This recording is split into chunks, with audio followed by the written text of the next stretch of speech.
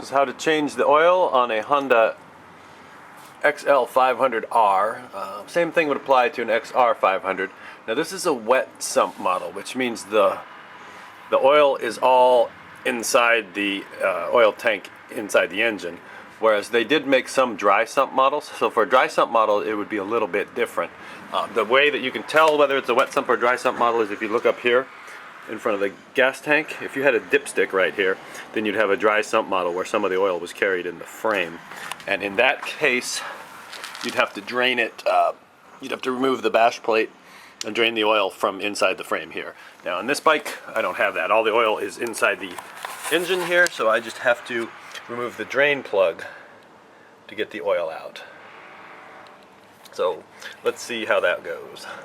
Alright, on the right side of the bike, you loosen up the oil drain plug so that some air can get in there and it'll drain faster. And on the left side of the bike, there's a drain plug just right underneath the shift lever. So you just remove that drain plug and let the oil drain for 15 or 20 minutes. Of course, I have gone out and warmed up the engine before I did this. Now in my case, I've got a generic rubber drain plug in here that I'm using instead of the traditional one, because the threads were ruined on the drain plug. The guy I bought it from had just glued it in with Permatex, and I didn't trust it, so I'm using one of these generic drain plugs, which is pretty cool. I have one here in my pocket. I'm going to replace it actually today. So it's just a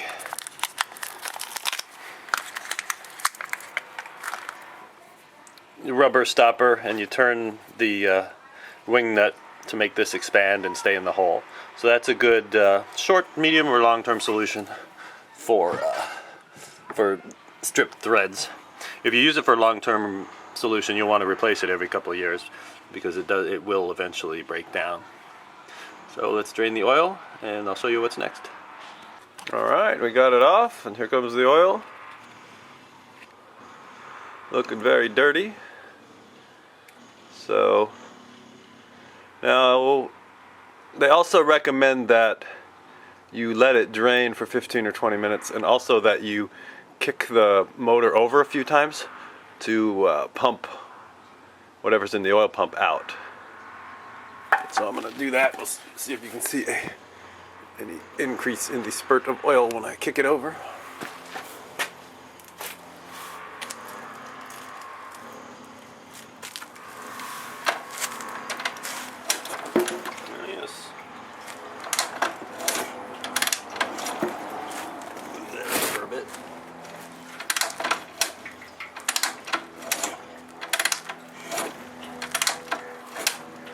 Makes a little bit of a squirt, so you want to move your oil pan over to keep the squirt off your floor.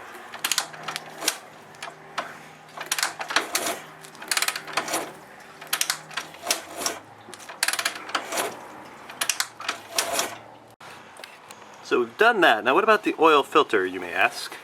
Well, this doesn't really have a proper oil filter. It has, in the middle of the bike, so we're going around to the other side of the bike, so I can get a good angle of this.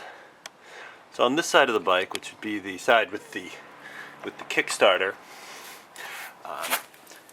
down here in the bottom, there's a sort of like screen door material, mesh screen, and oil flows from this side of the tank through the tunnel with this mesh screen in it to the other side. So it's kind of like it's a very primitive oil filtering method, and they recommend every 4,000 miles you remove this side cover and take that screen out and clean it up, and then put it back in and replace it if it has any holes in it. I know mine to be pretty clean because I've been in there once already to replace the ignition part, the pulse generator. When you do remove this side cover, you want to make sure you have a gasket for it, because the gasket's going to get ruined when you take the side cover off. And I had a hard time finding one. I don't know if you will, or if I just didn't know where to look, but make sure you have the gasket before you attempt that, because it's not 100%, but it's pretty likely that the screen isn't really that dirty, and it doesn't really need cleaning anyway. So if you dare, you could slack off and just change the oil and not worry about the screen for more miles than 4,000, I think. However, I would change the oil regularly, knowing that there's no proper you know, paper microfiltration going on, you want to change your oil pretty frequently. Now I normally put a magnet on the end of the drain plug, whether it be a standard steel drain plug or if it's this generic one. In fact, here's the magnet right here. I bought some of those little tiny rare earth magnets, so I'm going to switch to those when I put this plug in. One thing I also like to do, just to search around inside the engine, is I've got this magnetic pickup tool. It's just a magnet on a stick, and if you stick the magnetic end into the drain hole, and bring it out, you can look for any chunks. I don't see much, it's just oily crud. No, there's a couple of metal chunks there, see that? So just to kind of do a little additional engine cleaning, just muck about in the oil and see what we can find. Here's another chunk. Makes me nervous. Not a big chunk, but it's a chunk. Little magnetic exploration on the dipstick side of things, so it doesn't hurt either. Just go in there, look for any chunks, and we see, my hand is shaking. It's a little bit chunky. A few little shavings, nothing terribly frightening or giant. Alright, so we've let the oil drip out. As you can see, it's been about 20 minutes, and the background noise has changed from power tools to screaming babies. So I'm going to put this half-inch rubber drain plug in there.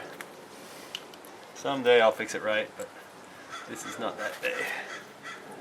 Alright, and finish the drain plug off with a super powerful tiny magnet. That is going to stay on. Go on and stay on. And that will attract any metal chunks to the drain plug, the metal part on the inside, so that they won't slosh around in my engine and cause damage. Alright, on the dipstick side of the engine, we're going to take the dipstick out. Now when you're checking the oil, you check it with the dipstick unscrewed, so like that. You don't screw it all the way in and then screw it out and then check the level. You screw it out, wipe it off, and then just put it in until it hits the threads, and then take it out and check the level. So we're going to put some new oil in there.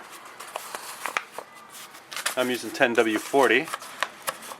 And it takes, they say if you drain the whole engine, take it apart and clean out the filter, it takes about 2 quarts, and it takes about 1.5 if you just do the drain the oil the way that I did without taking the engine side cover off. Alright, so to check the oil, you fill it up, and then stand the bike up level.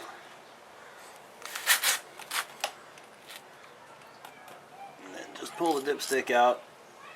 You can see, where is it? I'm at about half right now, and that's checking it with the dipstick not screwed all the way out, not screwed in. So I need to put a little more oil in there. Then of course